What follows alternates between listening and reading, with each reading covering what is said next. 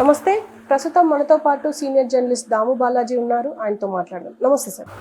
Sir, deputy CM Telangana deputy CM బట్టి విక్రమార్క ఆయన స్టాఫ్ని పోలీసులు కొట్టారని, అంటే వాళ్ళ పైన దాడి చేశారు, ఏకంగా సిఎస్ పైన దాడి చేశారు అని చెప్పేసి వార్తలు వస్తున్నాయి. అసలు ఏంటి సార్? నిన్న బట్టి జనజాతర జరిగింది కదా తుక్కుగూడలో. మీటింగ్ అయిపోయిన తర్వాత బట్టి విక్రమార్కను పికప్ చేసుకోవడానికి కాన్వాయ్ వెళ్తున్నప్పుడు ఆయన పర్సనల్ వెహికల్ని ఆపారు.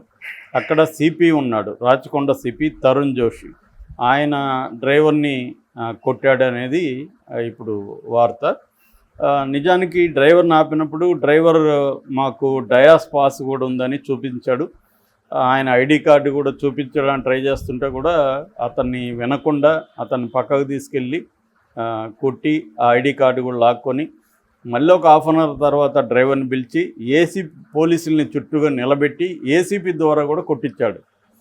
దీన్ని వీడియో తీస్తుంటే అతన్ని సెల్ ఫోన్ లాక్కొని అతని మీద కూడా దౌర్జన్యం చేశారు.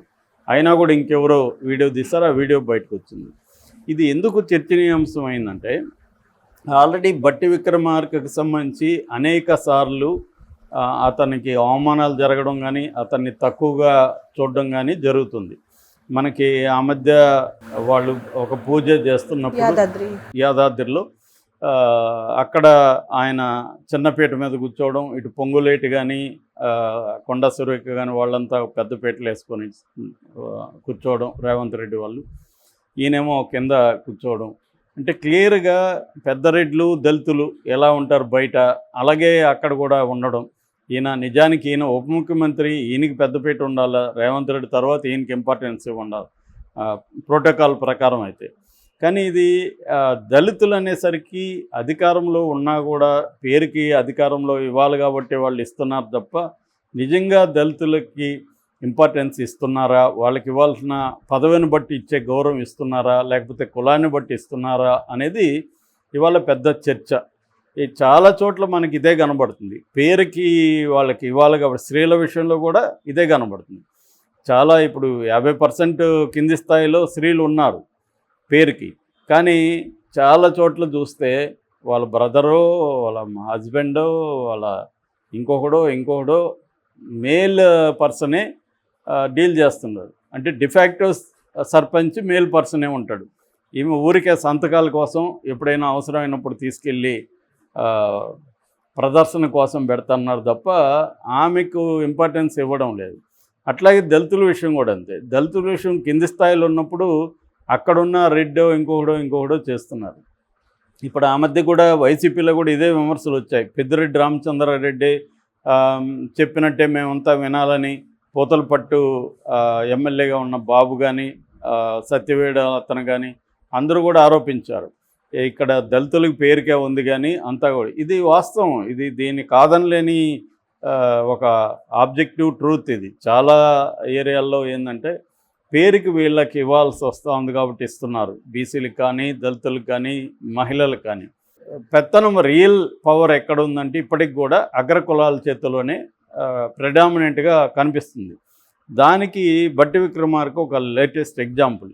ఆయన కాదని ఆయన అంటున్నాడు కానీ ఇదే ఎగ్జాంపులే. ఆ పూజలో ఒకటి, తర్వాత ఏమో మన ఇఫ్తార్ విందు అనుకుంటా. ఇఫ్తార్ విందులో ఓవైసీకి ద్రాక్ష తినిపించడానికి వచ్చినప్పుడేమో ఆయన వారించాడు రేవంత్ రెడ్డి ఎవరిని, బట్టిని. అదే పొంగులేటి ఇస్తూ ఉంటే మాత్రం సైలెంట్గా చూస్తున్నాడు. అంటే పొంగులేటిని వారించాలిగా మరి అట్లాంటప్పుడు. అది కూడా బయటకు వచ్చింది. అట్లాగే లేటెస్ట్గా జనజాతరకు సంబంధించిన ఫోటో ఒక యాడ్ వచ్చినప్పుడు ఆ యాడ్లో రేవంత్ రెడ్డి ఫోటో పెద్దగా ఉంది, పొంగులేటి పెద్దగా ఉంది, బట్టిదేమో ఎక్కడో మూల చిన్నగా ఉంది. అది కూడా ఇప్పుడు వైరల్ అయింది. అంటే నిజానికి ప్రోటోకాల్ ప్రకారం రేవంత్ రెడ్డి తర్వాత అది పెద్దగా ఉండాలి, పొంగులేటిది ఎందుకు పెద్దగా ఉంది అన్న చర్చ వస్తుంది. ఇది చాలామందికి సిల్లీగా అనిపించవచ్చు. మామూలుగా అయితే దీన్ని ఎవడు పట్టించుకోడు. కానీ ఇక్కడ ఏం జరుగుతుందంటే వరుసగా జరుగుతున్నప్పుడు ప్రతిదీ గమనిస్తారు జనం. సో ప్రతిదీ చర్చకు వస్తుంది. అలాగా ఇప్పుడు ఒక సాక్షాత్తు తరుణ్ జోషి బట్టి విక్రమార్క డ్రైవర్ని ఇలా కొట్టాడంటే ఆయన కొట్టడం మళ్ళీ కొట్టించడం అంత కసి ఎందుకు అతని మీద? ఒకవేళ తప్పు చేశాడు, తప్పు చేస్తే నువ్వు లీగల్గా చేసే పని చేయాలి తప్ప. అంటే ఇక్కడ 2 యాంగిల్స్ ఉన్నాయి. ఒకటి బట్టి దళిత ఇది కాబట్టి అతను ఏం చేసినా ఏం పీక్కోలేడు అన్న ఒక ఇది ఇతనికి ఉండాలి. ఇది ఒక యాంగిల్. రెండో యాంగిల్ ఏంటంటే పోలీసుల దౌర్జన్యాల గురించి అనేకసార్లు వస్తూనే ఉన్నాయి. ఆ మధ్య హైకోర్టు కూడా మందలించింది. పోలీసులకి కొంత పౌర హక్కులు, ప్రజలతో మెలిగే విధానం నేర్పించండి అని కూడా హైకోర్టు డీజీపీని ఆదేశించింది. ఈ మధ్యనే 1 మంత్ కూడా కాల. ఎవరో మహిళ వెళ్తే రూట్గా ప్రవర్తిస్తే ఆమె హైకోర్టుకి వెళ్ళింది. హైకోర్టుకి వెళ్ళినప్పుడు డీజీపీకి ఆదేశించింది హైకోర్టు. అయినా కూడా మారలేదనేదాన్ని సాక్షాత్తు సిపి తరుణ్ జోషి, అతను బట్టి విక్రమార్క డ్రైవరా ఇంకొకడా అనేది పక్కన పెట్టండి, ఒక మనిషి మీద పబ్లిక్గా కొట్టే హక్కు ఇతనికి ఎవడిచ్చాడు?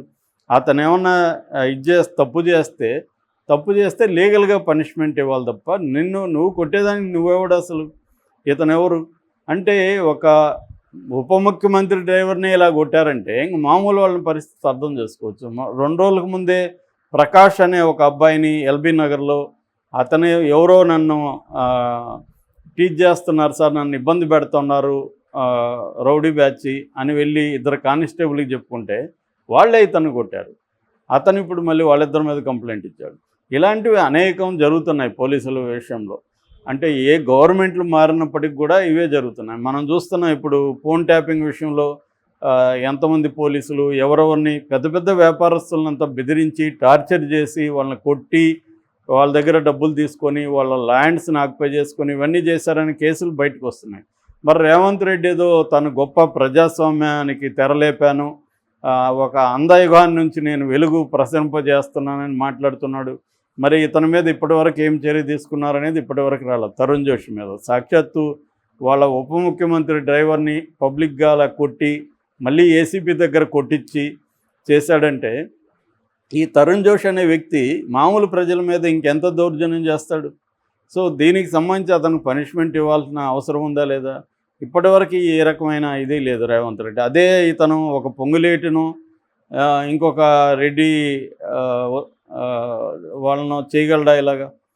ఇక్కడ కూడా ఏంటంటే దళితుడు కాబట్టి ఇతను ఆల్రెడీ చెప్తున్నాడు కదా, నేను బట్టి ఉప ముఖ్యమంత్రి డ్రైవర్ని సార్, నా దగ్గర డయాస్ పాస్ ఉంది, నేను ఆయన పికప్ చేసుకొని రావాలని చెప్తున్నప్పుడు నీకు అంత ఇది ఉంటే వాళ్ళ పిఏకి ఫోన్ చేయాలి, బట్టి ఇట్లా రమ్మంటారా లేదా నాకు కనుక్కోవాలి. అది వదిలేసి అతని నేరం ఏం చేశాడు? అతని డ్యూటీ అతను చేస్తున్నాడు, పోయి పికప్ చేసుకోవాలి. కాబట్టి ఆ డ్యూటీ చేస్తే ఇతను తనని కొట్టడం అనేది ఎంత ఘోరం అనేది మనకు అర్థమవుతుంది. సో దీంట్లో ఏంటంటే ఒకటి బట్టి విక్రమార్కకి ముందు నుంచి కూడా ఒక అవమానాలు జరుగుతున్నాయి. అంటే ఇక్కడ ఏంటంటే కాంగ్రెస్ పార్టీ రేవంత్ రెడ్డికి ముఖ్యమంత్రి ఇవ్వాలని ఎప్పుడో డిసైడ్ అయిపోయింది. ఎప్పుడో కూడా ఆయనకి హామీ ఇచ్చేసింది, నీకే ముఖ్యమంత్రి, నువ్వు కానీ పార్టీని అధికారంలోకి తీసుకొస్తే నీకు మంచిదే, ఫైన్. కానీ అది చెప్పలేక ఓపెన్గా ఊరికే ఒక ఇదిలాగా ఈయన్ని కూడా పోస్టర్లలో పెట్టడం మొదలుపెట్టారు, దళిత ఉప ముఖ్యమంత్రి. సో వీళ్ళకి ఇవ్వాలి కాబట్టి దళిత ఉప ముఖ్యమంత్రి ఇచ్చారు తప్ప నిజంగా రాజ్యాధికారంలో భాగం చేయడం అంటే ఇది కాదు కదా. డెసిషన్ మేకింగ్లో భాగం అవ్వాలి. సో ఎవరైనా కూడా డెసిషన్ మేకింగ్లో భాగం అయితేనే వాళ్ళకి అధికారం ఉన్నట్టు, కానీ డెసిషన్ లేకుండా ఊరికే ఒక దాన్ని ఏమంటారు దిష్టి బొమ్మలాగా కూర్చోబెట్టి మొత్తం నిర్ణయాలు అన్నీ తీసుకొని కనీసం తనకి ఇవ్వాల్సిన గౌరవం ఎవరు ఇవ్వకుండా అయినా కూడా అతనేమో సమర్థించుకుంటూ ఉన్నాడు. ఎందుకంటే అతనికి ఆ పదవి రావడం గొప్ప విషయం కావచ్చు. సో దాన్ని సమర్థించుకుంటూ అతను ఉన్నాడు. కానీ ఇదంతా కూడా రాంగ్ సిగ్నల్ వెళ్తాయి ఖచ్చితంగా. రేవంత్ రెడ్డి కూడా దీన్ని ఆలోచించాలి. ఇది చిన్నవే పేరుకుపోయి మెల్లగిల్లేదు. కేసీఆర్ మీద కూడా ఇలాగే జరిగింది గతంలో. అందుకే హరగోపాల్ ఒక ఇంటర్వ్యూలో రేవంత్ రెడ్డితో ఇంటర్వ్యూ చేసినప్పుడు హరగోపాల్ ఇదే అన్నారు, బాబు మీరు ఇప్పుడు అన్ని అధికారంలోకి వచ్చినాక మా అపాయింట్మెంట్ కూడా ఇవ్వలేదు, నువ్వు కూడా అంతే అనేది కూడా ఆయన చెప్పాడు. లేదు సార్, నేను ఇవన్నీ మీ దగ్గర నుంచి నేర్చుకున్నాను, నేను ఫాలో అవుతాను చూడండి అని కూడా రేవంత్ రెడ్డి ఆ రోజు చెప్పాడు. సో ఇప్పుడు రేవంత్ రెడ్డి కూడా కేసీఆర్కి భిన్నంగా ఏమీ కనిపించలేదు. ఊరిక బిగినింగ్లో కొన్ని సింబాలిక్గా భిన్నంగా ఉన్నట్టుగా చేస్తున్నాడు తప్ప ఇన్ ఎసెన్స్లో డిఫరెన్స్ అనేది ఏమీ కనిపించట్లేదు. Okay sir, thank you.